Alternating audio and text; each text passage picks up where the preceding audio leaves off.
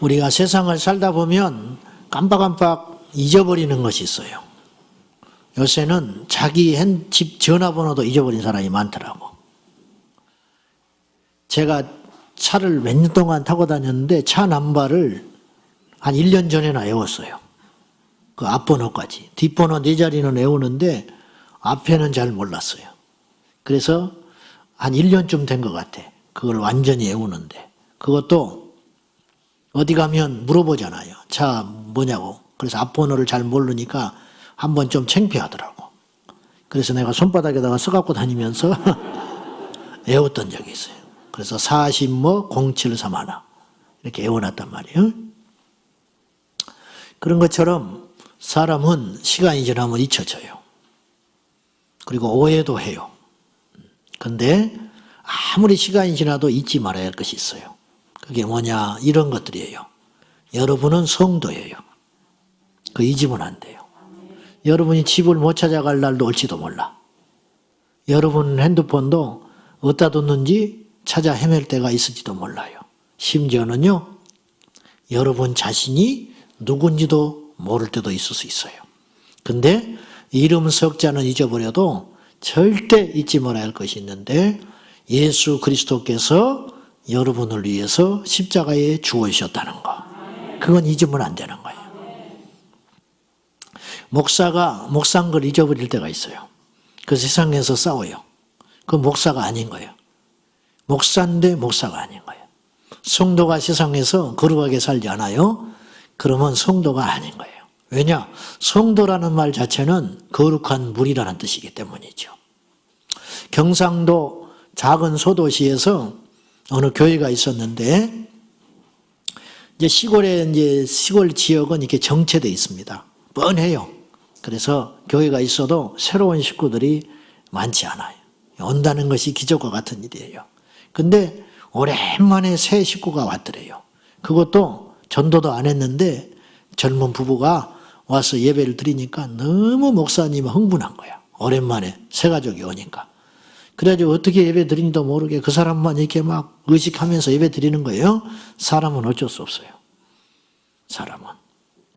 그런데 예배 끝나고 나니까 이제 이 사람이 이제 불면 날아갈까봐 조심히 접근을 해가지고 신상을 받아서 그 주에 신방을 간 거예요. 갔더니 아무것도 모르더래. 뭐 교회가 뭔지도 모르고 성경책도 없는 거야. 그래서 이제 예배를 얼마나 열심히 드리고 이제 이 사람 마음을 붙잡아야 되니까 목사님이 막 공수표를 남발하기 시작했어요. 그래서 교회를 나오면 이렇게 나오면 세례를 주겠다. 교회 나오면 집 사줄게 그랬어. 집 사준다. 목사님은 집 사준다고 그랬고 이 듣는 사람은 집을 사준지 한 거야. 아무것도 모르니까. 물론 교회를 조금 다니면서 그 오해는 풀어졌겠죠. 그런데 3년이 지난 어느 날 이분이 진짜 집을 샀어요. 그래가 집에 입주를 해서 들어가서 정리를 하고 목사님을 모셔서 이제 예배를 드리게 된 거예요. 근데 이분이 그날 이렇게 말했어요. 목사님, 제가 3년 전에 교회에 처음 아무것도 모르고 우리 부부가 교회에 왔을 때 목사님이 오셔서 하신 말이 기억납니까? 그랬더니 잘 모른다고 그랬어요. 그랬더니 이 부부가 그때 목사님이 우리 부부에게 집 사준다고 그랬습니다. 집 사준다고 할 때 우리는 교회를 열심히 다니면 집을 사준 줄 알았어요. 그래서 열심히 교회를 다녔습니다. 근데 정말 집을 샀습니다. 하나님의 은혜입니다. 목사님 감사합니다. 그러더라는 거예요. 그래서 목사님 울었어. 너무 좋아서. 성도가 예수님을 믿게 되고 집까지 사서 입주를 했으니 그보다 더 좋은 일이 어디 있겠습니까? 목사는요, 성도들이 잘 됐다고 그러면 그냥 좋아요. 막 황홀한 거야. 안 좋으면 그건 정상이 아니야. 이 땅의 모든 목사들은 여러분 사촌도 시기합니다. 친한 친구도 시기해요. 그러나 목사는 그렇지 않아요. 성도들이 잘 됐다면 그냥 좋고 성도들이 힘든 일을 만났다 하면 마음에 묵직한 게 생겨. 뭔지는 모르는데 여기에 왜 이렇게 마음이 묵직하지? 그러면 뭔가 있는 거예요. 근심거리. 성도들이 아프다는데, 성도들이 암이 걸렸다는데, 성도들이 사업이 어렵다던데 그러면 묵직하니 뭐가 걸려 있어요. 아무튼 폐일원하고 일상을 살면서 오해를 많이 하더라 이 말이에요. 제가 고등학교 때 시절인데 친구 하나가 몰몬교 다니는 친구가 있었어요. 근데 얼마나 착한지 몰라. 참 신기한 게 예수 믿는 나보다 몰몬교 다니는 친구가 더 착해. 버릇이도 살게 되는 거예요. 그러니까 내가 조금 이렇게 좀 이렇게 이야기하면 나보고 그러지 마라 그래. 막 그럴 때마다 내가 더 성질 나는 거야. 나보다 더 성숙하니까. 가지고 이 친구를 전도하려고 막 그러는데 너무 착하니까 전도가 안 되는 거야. 그래서 야, 예수 안 믿으면 지옥 가. 예수 믿어야 천국 가지. 니네들은 도대체 뭘 믿어서 천국 간다냐. 그랬더니 착하면 천국 간다고 그러는 거야. 착하면 어디 가냐 내가 물어봤더니 착하면 별나라를 간대요. 그 사람들의 교리는 야, 저 어이가 없더라고. 착하면 별나라 간다는 사람하고 무슨 말을 하겠어. 그냥 팽팽하게 하니까 전도가 안 돼. 그러던 어느 날 학교를 오는데 학교 옆에 공터가 있었는데 몇 달 만에 교회가 조립식으로 딱 세워진 거예요. 야, 이게 뭐지? 근데 보니까 교회가 이제 개척하여 창립 예배를 드린다는 거예요. 그래서 이제 그 교회를 들어가 봤어요. 밖에 사람들이 막 이렇게 전도를 하고 있더라고. 갔더니 그날 그 주 토요일 날 4시에 창립 예배를 드린다고 순서지가 있는 거예요. 그래서 순서지 이렇게 뒤적거려 보니까 거기에 축사라는 순서가 있었어요. 축사. 야, 축사? 그때 내가 이제 귀신을 좀 쫓고 그럴 때였어요. 귀신 쫓는 게 축사잖아요. 그래가 사악한 것을 이제 물리친다는 게 축사잖아요. 근데 그 축사를 딱 순서지에 보는 순간에 귀신 쫓는 행사를 하는구나. 그래가지고 내가 그 친구가 딱 생각이 난 거예요. 그래가지고는 그날 만나가지고 야, 하나님 살아계신 거 보여줄게. 네 눈앞에서 귀신이 나가는 걸 보여줄 테니까 하나님의 살아계신 걸 확인하고 싶으면 이번 토요일 날 잠만 말고 나랑 가자. 그러니까 이 친구가 눈이 동그래져가지고 진짜 그런 게 있냐는 거야. 진짜 있지. 예수의 이름으로 병이 나고 귀신 낳는 걸 볼 테니까 나가는 걸 볼 테니까 나랑 같이 이 교회 가자. 그러니까 약속을 했어요. 가지고 며칠 동안 제가 기도를 열심히 하고 이 친구 이제 기분 안 상하게 하려고 조심히 다뤄줬어요. 그러니까 토요일까지 기다렸어. 그러니까 토요일 날 이 친구를 데리고 이제 4시니까 교회를 간 거예요. 창립 예배 드리는 거. 순서가 얼마나 많은지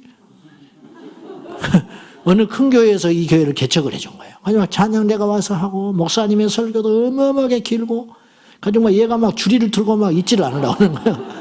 그런 걸 막 꽉 잡고 어쨌든 좀만 기다려. 축사 시간 될 때까지 기다려라.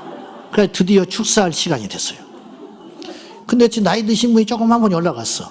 목사님이. 근데 아무리 봐도 축사를 못할 것 같아. 좀 힘이 없어 보여. 그런데 그분이 축사를 하기 시작했어요. 축하 인사.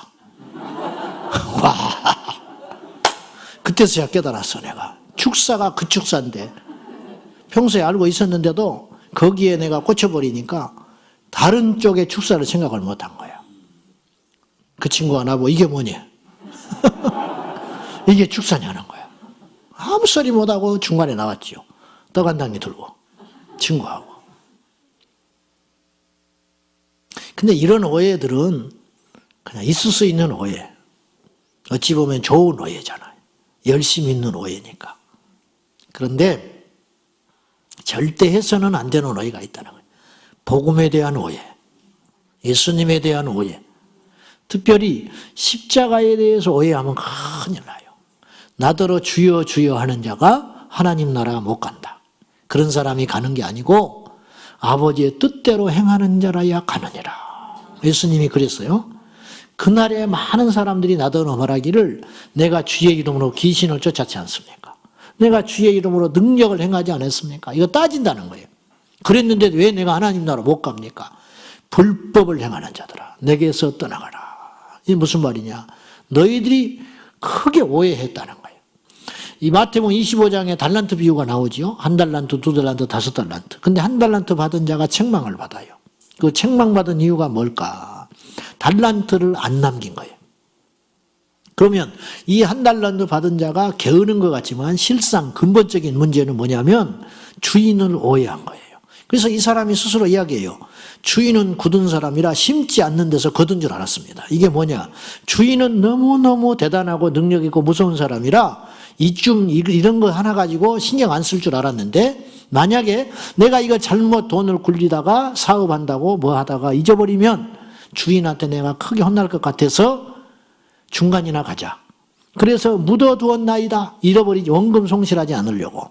그러자 주인이 대노를 하면서 그럴 것 같으면 내가 맡겨서 이자라도 받을 것이지. 너한테 준 이유는 남기라고 준 거라는 거예요. 오해했다 이 말이에요. 오해했다. 여기서 주제가 그거예요. 오해했다. 주님의 재림과 관련하여 마태복음 25장은 세 가지 비유가 나오는데, 우리 주님 오실 때 깨어있는 사람, 오해하지 않는 사람, 하나님을 제대로 만난 사람이 마지막 날의 주인공이 되는 것이지, 주님을 오해한 사람은 하나님 나라 못 간다는 거예요. 우리 중에 장담할 수 있어요? 오해하지 않는다고 장담할 수 있습니까? 교회를 오래 다녔기 때문에 오해가 없을까요? 능력을 행했기 때문에 내가 오해가 없을까요? 그렇지 않다는 거예요. 우리가 다 오해해도 좋다고 그랬어요. 반드시 오해를 풀고 오해해서는 안 되는 것이 있는데, 뭐냐? 십자가는 과연 무엇이냐는 거예요. 십자가는 과연 무엇이냐? 오늘 본문의 말씀, 특별히 20절 말씀을 우리 다시 한번 보겠습니다. 다 같이 시작. 내가 그리스도와 함께 십자가에 못 박혔나니 그런즉 이제는 내가 사는 것이 아니요 오직 내 안에 그리스도께서 사시는 것이라. 이제 내가 육체 가운데 사는 것은 나를 사랑하사 나를 위하여 자기 자신을 버리신 하나님의 아들을 믿는 믿음 안에서 사는 것이라. 이 말씀을요 다 알아요. 오늘 이 오후 예배에 나오는 정도의 우리 성도들이라면 이 말씀을 처음 봤다 그러면 기적과 같아요. 있을 수 없는 일이야. 갈라디아서 2장 20절 외우는 사람도 많아요. 제자 훈련 했다 그러면 다 외워버려. 성경 공부했다, 한 번은 이 본문을 반드시 요한복음 3장 16절과 더불러서 거쳐야 하는 말씀이에요. 이 말씀이. 교회를 조금 다녔다, 반드시 설교 때 이 구절을 한두 번은 봤어요. 이 땅의 설교자 중에 이 말씀 가지고 설교 안 하는 목사가 없을 것이고, 이 말씀을 들어보지 못했다는 성도도 없을 것이다 이 말이에요. 그런데 우리가 누차 고민하지만 아는 것과 그렇게 사는 것은 다른 문제다. 예수님이 십자가에 죽었다고 아는 것하고 내가 그 십자가에 죽은 것은 완전히 다른 문제라는 거예요. 다른 문제. 그러므로 오늘 우리 자신들에게 정직하게 질문을 해볼 필요가 있어요. 나는 십자가에서 죽었는가? 죽었어야 했어요. 이미. 그리스도를 믿음으로 우리는 십자가에서 죽었어야 했어요. 진즉 죽었어야 했어요. 오늘 바울은 갈라디아서 2장 20절을 통하여 신비한 이야기를 하고 있는 거예요. 사실은 논리적이지 않는 어불성설하고 있어요. 왜냐? 이미 갈라디아서 2장 20절을 쓸 때 예수님은 20여 년 전에 골고다 언덕에서 죽으셨어요. 이미 죽어버렸고, 이미 죽은 자의 죽음과 자신의 죽음을 연결시킨다는 것도 억지고, 그 다음에 십자가에서 주님이 죽으실 때 그 현장에 있지도 않았을 공산이 커요. 바울에게 있어서 20년 전 회심하기 전 예수 그리스도는 이해할 수 없는 분이었고, 그분이 죽은 십자가는 관심조차도 없는 것이었어요. 근데 바울은 그리스도를 만나고 그리스도 안에서, 성령 안에서 자기를 발견하고 예수님을 발견하고 만나고 나서는 이 고백을 하는 거예요. 내가 그리스도와 함께 십자가에 못 박혀 죽었나니. 과거 완료형. 죽을 것이다가 아니에요. 앞으로 죽어야지가 아니에요. 지금도 죽고 있다가 아니에요. 죽어버렸다. 바울은 성령 안에서 엄청난 진리를 발견한 거예요. 예수님이 20여 년 전에 십자가에서 그 당시 죽었던 것은 곧 알고 봤더니 나도 그때 죽었더라. 이거 발견한 거예요. 그러면 시간만 20년이고 2000년의 차이가 있는 것이지 오늘 우리도 이 고백을 할 수밖에 없는 거예요. 2000년의 시간만 지났을 뿐이지 오늘 우리는 동일한 이 고백을 해야 되는데, 주님이 2000년 전에 십자가에 죽어주실 때 이미 나도 죽었다. 그러니까 우리가 산 게 아니에요, 지금. 살아있는 것은 말이 안 되는 거라는 거예요. 예수님이 죽을 때 나도 죽었다. 정상적인 그리스도인이라면 죽었다. 그러니까 우리는 교회에 와서 반드시 한 번은 거쳐야 할 완전한 것이 있는데 그게 뭐냐? 십자가를 통과하여 죽어야 한다. 그러니까 여러분은 죽었다고 고백해야 돼요. 믿습니까? 그러면 죽은 증거를 보여달라는 거예요. 죽었으면 죽은 증거를 보여달라. 나는 부자다. 부자라면 증거를 보여주라. 난 돈이 많다. 증거를 보여라. 우리가 예수 안에서 죽었다고 고백한다면 증거를 보이라는 거예요. 오늘 갈라디아서 2장 20절은 세 가지 주제가 있어요. 첫째는 내가 그리스도와 함께 십자가에서 죽었다. 죽었다. 그러면 우리가 다 설명은 할 수 없지만 죽었다는 이 표현은 굉장히 강한 표현이에요. 그래서 이 죽음이라는 단어를 이길 단어는 없어요. 돈 아무것도 아니에요. 죽음 앞에. 인간 자존심 아무것도 아니야. 나 죽어버려. 그래서 마지막에 몰리면 내뱉는 말이 나 죽어버린다는 거예요. 죽는다는데 어떡할 거예요? 죽어버리면 모든 것이 끝나버리는 거예요. 그러니까 굉장히 강한 단어를 바울은 하고 있어요.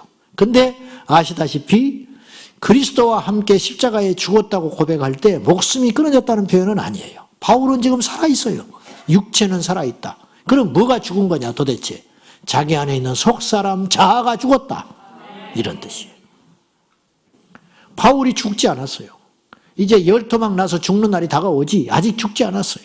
근데 바울의 속사람은 예수 그리스도를 만나는 순간 주님이 십자가에 달려 죽으셨던 그 순간에 나도 죽었다. 그러면 이 죽은 흔적이 있냐 이 말이에요. 바울은 갈라디아서 5장에서 이렇게 말했어요. 6장에서 이제 후로는 나를 괴롭게 하지 마라. 내 안에 그리스도의 흔적을 가졌느니라. 그게 뭐냐? 고난의 흔적이에요. 십자가의 흔적이 있다. 이 스티그마라고 그래요. 흔적. 고대에 자기 가축을 자기 거라고 표시하기 위해서 어디 풀밭에 가서 놀다 보면 섞여버리잖아요. 그러니까 말이나 양이나 염소에다가 불도장을 찍어버려요. 내 거다. 내 거. 내 안에 그리스도께서 내게 주신 흔적이 있다. 내 거라고 찍어버린 흔적이 있다. 그때 나는 죽었다. 잘 몰라서 그렇지 하나님의 사람은 반드시 죽음의 과정을 겪어요. 그 과정을 통해서 하나님 앞에 다시 태어나는 거예요.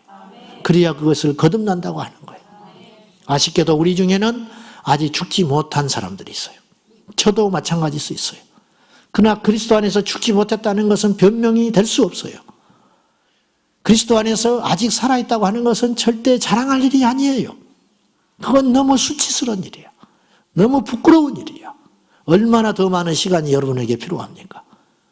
오늘 교회를 처음 온 분도 있고 제가 우리 교회 오시는 분들 몇몇 일을 살펴보면 거의 요새 이제 그런 분들이 많아서 제가 감사하는 것도 있는데 뭐냐? 오랫동안 쉬었던 사람들.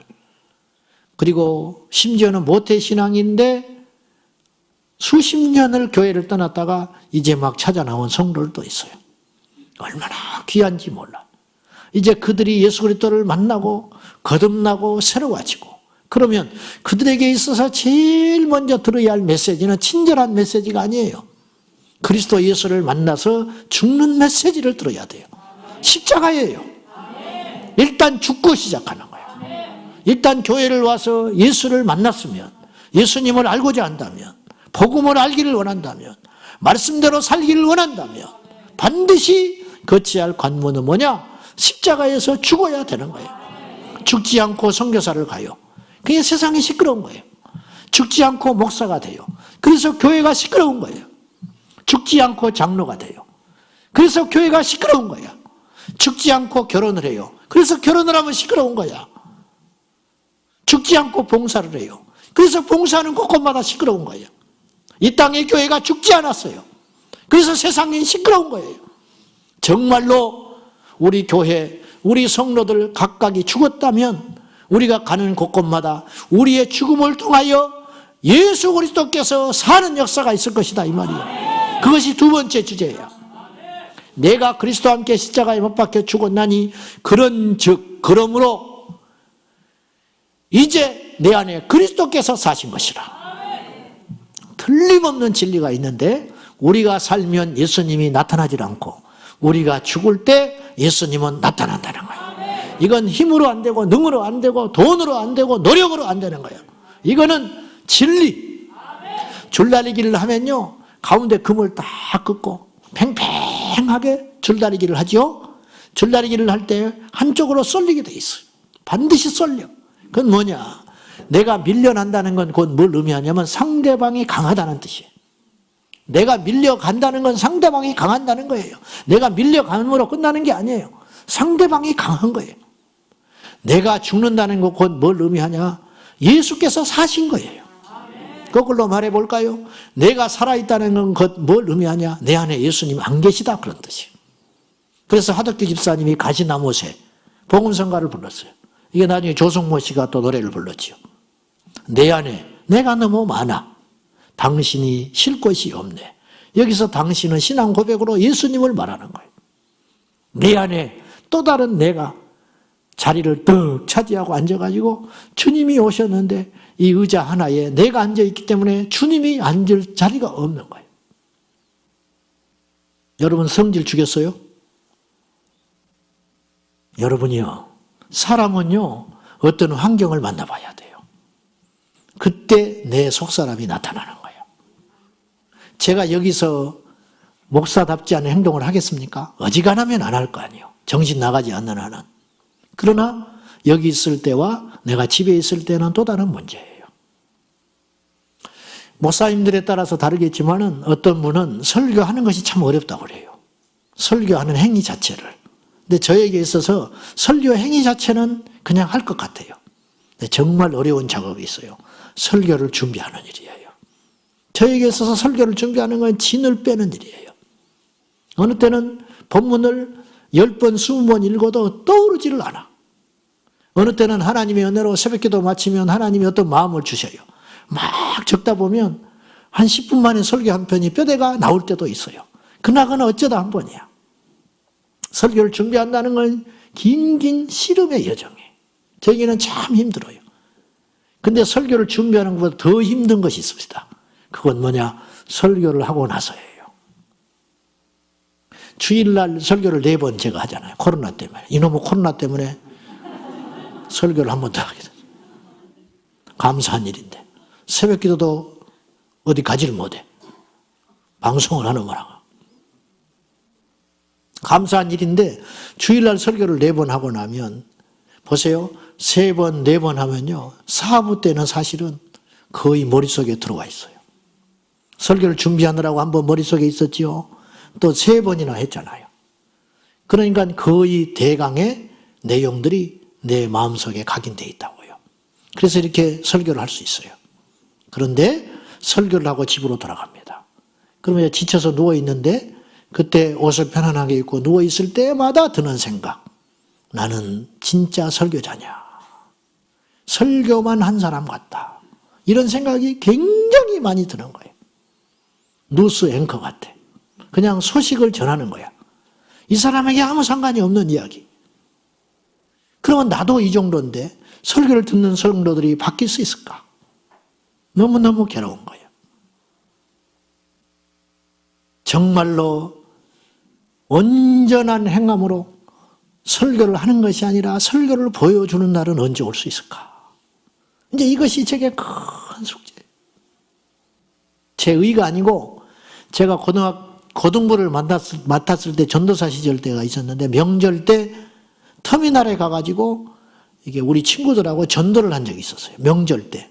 그러니까 따뜻한 차를 만들어서 장신대 앞에 강변 터미널에 가가지고 여호수아 전도단이라고 그래가지고 우리가 결성해가지고 명절 때 이렇게 전도를 하고 있었어요. 근데 그때 그 터미널이 있었기 때문에 내가 가르치던 학생이 고등부 학생 아이가 자기 아버지하고 어디를 가려고 터미널에서 나를 만났어요. 전도한 나를 본 거야.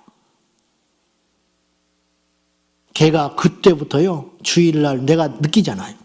애들이 한 300명 됐거든요. 고등부 애들이. 예배 드릴 때 얘가 자세가 달라졌어요. 나는 달라지라고 한 적이 없어. 전도한 나를 보고 얘가 예배 때 몸 자세가 달라졌더라고. 느낌이라는 게 있잖아. 그러니까 그동안 나는 설교를 했어. 근데 그 아이에게 그날 나는 설교를 보여준 자가 된 거예요. 그렇게 살기가 너무 어려워요. 너무 힘들어. 십자가에서 내가 죽는다고 말할 수 있고 십자가에서 죽었다고 내가 수없이 듣고 배울 수 있는데 그렇게 사는 건 다른 문제예요. 리즈 하윌즈는 위대한 중보기도자였습니다. 웨일즈 출신의 리즈 하윌즈가 어마어마한 중보기도를 통하여 엄청난 하나님의 역사를 이뤘어요. 심지어는 1차 대전도 바꾼 사람이야, 이 사람이. 그런데 그가 말년에 영국 지역에 학교를 세우고 했거든요. 그 독일군이 공습을 할 때 포탄이 하나도 안 떨어졌어. 자기가 세운 건물에는. 그런 위대한 하나님의 사람. 근데 그가 젊었을 때 탄광에 광부로 일하고 있을 적에 하나님이 이분에게 찾아와서 수없는 기도를 시켰어요. 근데 어느 날 같은 탄광에서 근무하는 동료요, 그 지역에 형제, 외롭게 힘들게 사는 형제가 하나 있었는데 제임스라는 형제가 있었어요. 그를 위해서 기도하라고 하나님께서 계속 마음을 주셨어요. 그래서 순종했어요. 계속 그 형제만 붙들고 마음속에 기도를 하는 거예요. 24시간을 온전히 하나님께 드려서 그 형제를 위해서 기도했는데 얼마나 기도를 깊이 강하게 했는지 나중에는 이렇게 기도가 됐어요. 그를 위해서 죽을 수도 있겠더래요. 이게 중보기도예요. 그 형제를 위해서 자기가 죽는다면 죽겠더래요. 아무 피 한 방울 섞이지 않았는데 그것이 주님의 사랑이 부어진 바가 된 거예요. 그 지경까지 가버리더래요. 그리고 하나님 앞에 그렇게 과감하게 기도를 했다는 거예요. 내가 저 형제를 위해서 어떤 희생도 감수할 수 있습니다. 그렇게 기도했어요. 근데 그 다음 날 이 형제가 자기 입을 찾아왔더래요. 부르지도 않았는데. 찾아와가지고 이렇게 이야기했어요. 하윌지 씨, 리즈 하윌지 씨.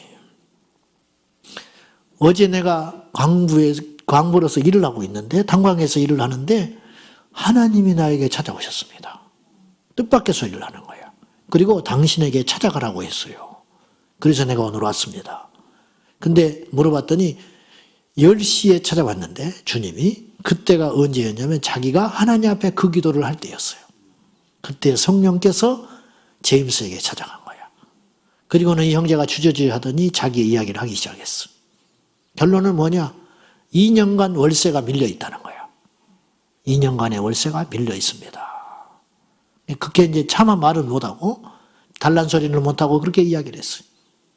리즈 하윌즈가 잠깐 기다리라 하고는 돌아가서 자기 돈을 이렇게 정리를 해서 1년치 월세를 주려고 돌아서서 가는데 하나님께서 막으셨어요.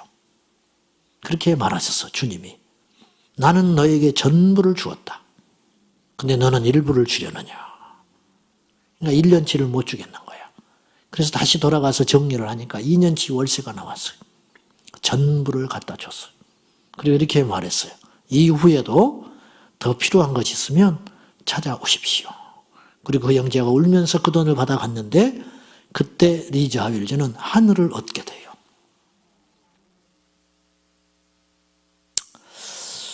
사랑해야 한다고 다짐하는 것과 사랑을 하는 건 다른 문제예요. 십자가에서 내가 죽었다고 선언하는 것과 십자가에서의 죽음의 삶을 사는 건 다른 문제예요. 여러분의 배우자 앞에서 죽었는가? 배는요, 풍랑을 만나봐야 알아요. 악기는 연주자를 만나야 합니다. 나무는 목수를 만나야 돼. 그렇지 않겠습니까? 우리의 믿음은 시험을 만나봐야 알아요. 강문호 목사님이라고 우리나라 성막 전문가가 있으십니다. 5년 전에 우리 교회 와서 집회도 했는데 이분이 이스라엘을 제 집처럼 드나드셨습니다. 성막을 연구하느라고. 그러다가 자연스럽게 어디로 주제가 옮겨가게 됐냐면 제3성전에 꽂혔어요. 아직 삼성전이 없거든요, 이스라엘에. 삼성전을 연구하다 보니까 종말에 다가간 거야. 주님의 재림과 휴거. 그러니까 여기에 어마어마한 계시를 얻었어요. 이분. 연구도 많이 하고. 한 번은 자기 교회 골방에 박혀서 한 달간 신방도 하지 말라 하시더라고요, 하나님이. 그 신방도 안 하고 있는데 그 한 달 동안 하나님께서 많은 것들을 부어주셨어요. 문 밖에 나가지도 않고. 근데 한 달 동안 장례도 한 건 안 나더래요. 하나님이. 외출을 못하게 하려고.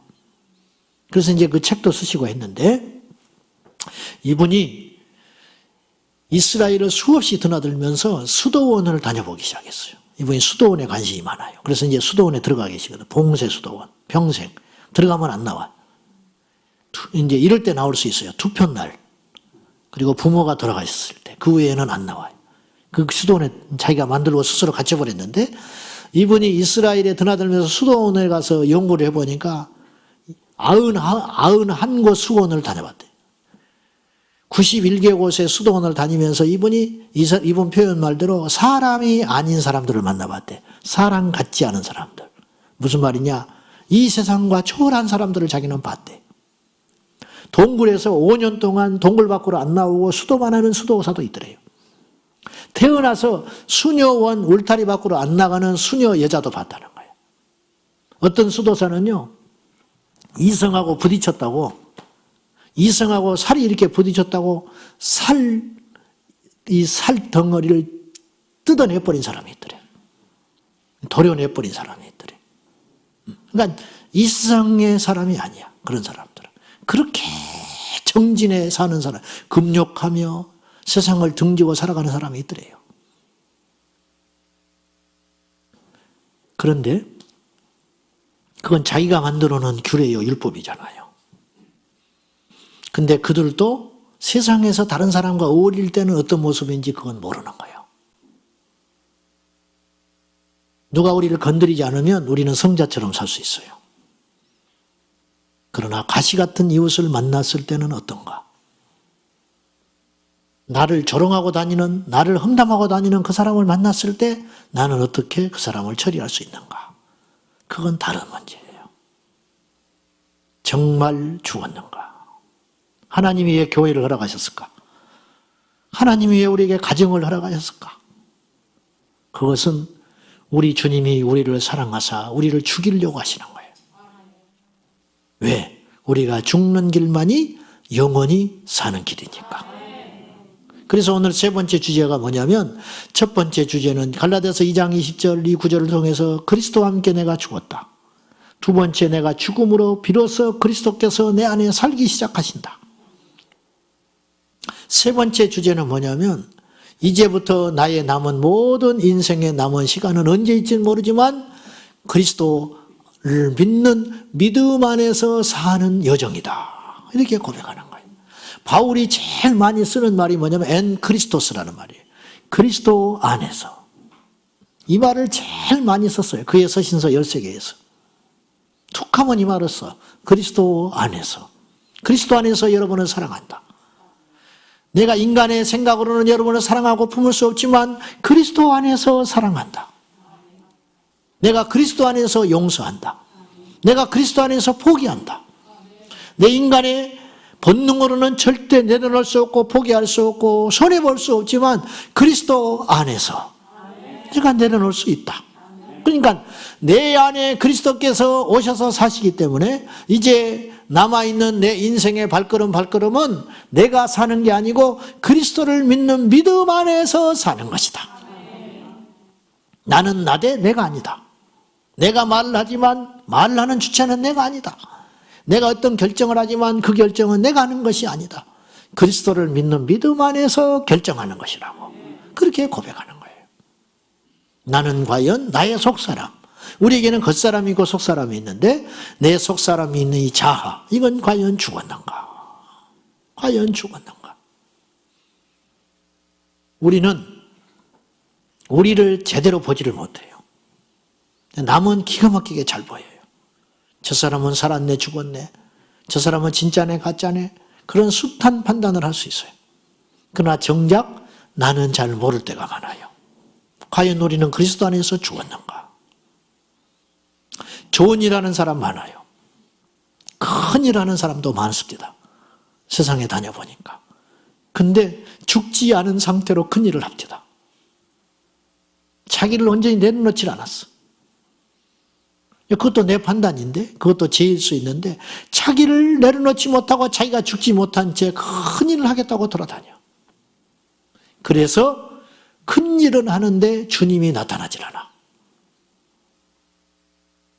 우리나라 독립운동할 때 민족대표 33인이 독립선언문을 썼습니다.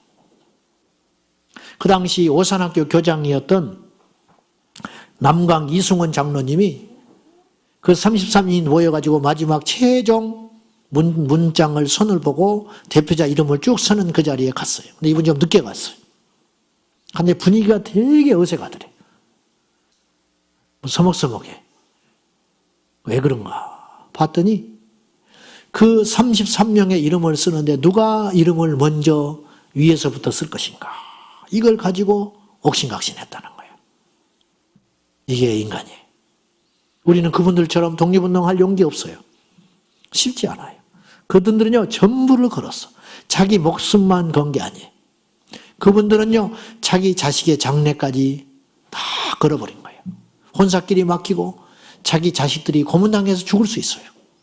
독립운동 했다는 이유로. 그걸 다 감수하고 그 길을 갔어요. 누가 가라 한 게 아니에요. 근데 이름을 포기하지를 못해요. 엄청난 역설이 여기 있는 거예요. 우리가 곧잘 주님을 위해서 살겠다고 하고 주님을 위해 죽겠다고 하고 전부를 건다고 고백을 하고 막 그래요. 옥합을 깨뜨리니 뭐 생명을 걸겠니? 어? 나의 달려갈 길을 다 가겠다니? 막 이런 거창한 이야기를 해요. 근데 자기 이름이 주보에서 빠지면 얼굴이 하얗게 돼버려. 응? 그렇잖아. 이게 우리 현실이에요. 왜 이름을 빠졌을까? 죽으라고. 너 이름이 빠져도 견딜 수 있냐 이거야. 응? 어째서 나에게 모욕된 일이 생길까? 그냥 주님의 일만 열심히 했을 뿐인데 왜 나는 이런 어려운 일을 당해야 될까? 그럼에도 불구하고 네가 견딜 수 있는지 하나님이 나를 죽여버리는 거야. 참을 수 있냐? 견딜 수 있냐? 사랑 같지 않은 사람에게 모욕을 당하면 아무것도 아니에요.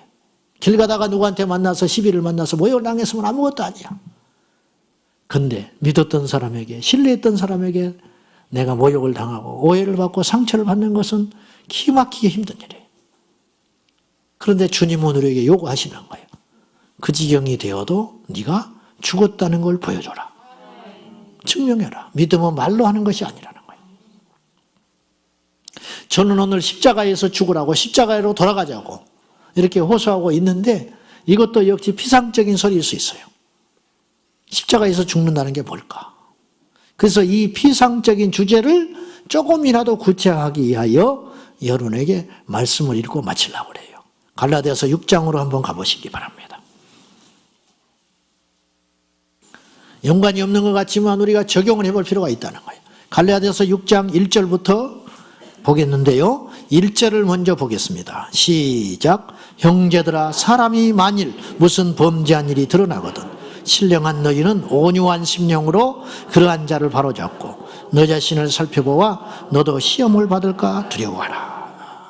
이게 무슨 말이냐? 이걸 요약해보면 이런 말이에요. 범죄한 자가 드러나거든 영적인 너희들은, 거듭난 너희들은, 십자가에서 옛사람이 죽어버린 너희들은 온유한 심령으로 그러한 자도 용납해라. 그럴 수 있냐? 그럴 수 있냐? 자, 최춘선 할아버지, 맨발의 성자, 오래전에 돌아가셨지요. 그분이 이런 고백을 했어요. 나는 미운 사람이 하나도 없다고. 이분이요, 버스를 타다가 밀쳐버렸어요. 노숙자처럼 맨발로 돌아다니니까 무시하고. 밀쳐가지고 뇌진탕이 걸려서 죽었어요. 가지고 그 영안실 그 시체 넣는 보관하는 데가 들어가 버린 거예요. 죽었다고 생각하고 노숙자로 여기고. 근데 발가락이 움직였어. 그래서 다시 살아났어요. 살려냈어. 이분이 깨어나서 제일 먼저 한 말, 그 사람을 용서해 주시오. 자기를 밀쳐서 이 지경까지 만든 그 사람을 용서해 주시오. 그래서 그 사람을 용서했어요. 그 사람을 용서했어. 그럴 수 있는가? 십자가에 죽었는데 꿈틀거릴 게 뭐가 있겠어? 그러니까 살아보겠다고 바둥바둥 소리내고 하는 것은 결국은 내가 죽지 않았다라는 스스로의 증거가 되는 거예요. 두 번째 2절이에요. 시작. 너희가 짐을 서로 지라. 그리하여 그리스도의 법을 성취하라. 결혼한 지 30년이 됐는데 아직도 쓰레기 비울 때가 되면 마음이 안 좋아. 아내는 마음이 안 좋아. 한 번도 안 버려줬다는 거야. 남편은 남편대로 무시받는 것 같아서 기분이 나빠. 그래서 이런 생각이 계속 들어. 나는 돈 벌어오는 기계다. 나는 이 집에서 돈 벌어오는 기계다. 아내는 또 이런 생각이 들어. 나는 평생 식모다. 나는 평생 식모다. 그러니까 식모하고 기계가 사니까 행복할 수가 없는 거야. 그렇잖아요? 기계, 돈 벌어오는 기계와 ATM기하고 식모가 만났는데 이거 뭐 행복할 일이 있겠어요? 계속 부딪히는 거지. 계속 부딪히는 거지. 그래서 쓰레기를 갈아서 버리는 걸 사버리는 거야. 더러워서. 서로의 짐을 지지를 못해. 왜 나만 이 짐을 져야 되나? 억울하고 힘들고 속상하고 부당하고. 그 왜 그럴까? 살아있어서 그렇다. 죽은 시체 위에다가 짐을 아무리 싸봐요. 꿈틀거리는지. 죽은 자는 꿈틀거리지 않아. 언제나 이 날이 올까? 얼마나 더 많은 시간이 우리에게 필요하지요? 오늘 죽자는 거야. 오늘 죽는 것도 여러분 늦었어. 그동안 교회를 얼마나 다녔는데 이제 죽자고 덤벼들어. 진작 죽었어야 돼. 세례 받을 때 죽었어야 되고 세례 받기 전에 죽었어야 되고 교회 등록해서 첫날 예배 드릴 때 죽었어야 했어. 여러분 집사 될 때 죽었어야 됐어. 내가 목사 안수 받을 때 죽었어야 했어. 교회를 개척할 때 죽었어야 하는 거야. 여러분이 다 죽었어요. 이미 죽었어야 했는데 아직도 죽지 않고 펄펄 살아가지고 이제야 죽겠다고. 너무 늦어버렸어. 마지막 세 번째 3절이에요. 3절과 4절이에요. 시작. 만일 누가 아무것도 되지 못하고 된 줄로 생각하면 스스로 속임이라. 각각 자기의 일을 살피라. 그리하면 자랑할 것이 자기에게는 있어도 남에게는 있지 아니하리니. 자기 일만 살펴라. 뭘 자랑하냐. 되지도 않았으면서 된 줄로 생각하지 말아라. 자랑하지 말아라. 결국은 말을 하는데 겸손히 시작하는데 그 속에 있는 뼈는 자기 자랑이야. 저도 그러는지 몰라. 수없이 많아요. 근데 상대방이 그걸 알아요. 저분이 자기를 자랑하는구나. 자기를 나타내려고 하는구나. 다 알고 있어. 말 속에 다 뼈가 있거든. 말 속에 주제가 다 담겨 있어요. 그 주제가 어떤 주제냐? 나는 잘났다. 친절한 금자씨가 교도소에서 나왔는데 목사님이 나와가지고 두부를 줬어요. 그랬더니 친절한 금자씨가 이렇게 말했어. 너나 잘하세요. 너나 잘하시오. 근데 하필 목사한테 그 소리를 했어. 이게 저는 그 영화의 대목이지만 한국교회를 바라보는 시야다. 난 이렇게 봐. 우리 그리스도인에게 세상은 이렇게 말해요. 너나 잘해라. 목사야 너나 잘해라. 성도여 니나 잘해라. 교인들아 니나 잘해라. 이렇게 조롱 섞인 대사가 한국교회에 대해서 일침을 넣는 거예요. 결론입니다. 자기 성찰에 실패한 신앙은 진정한 신앙이 아니에요. 끊임없이 나를 돌아봐야 되는데 내가 죽었는지 살았는지. 세상 사람들은 살려고 바둥바둥 살아가는데 우리는 죽기 위해서 살아가는 존재들이다. 죽음의 가치를, 십자가에서 죽음의 영광을 아는 사람이, 거기에 눈이 떠진 사람이, 바울이 눈이 떠졌어요. 그래서 죽는 것이 부끄럽지 않았어요. 우리도 빨리 이 은혜를 입어야 돼요. 수준 떨어진 사람이 자랑하고 돌아다니는 거예요. 질 떨어진 사람들이 능력하고 다니는 거예요.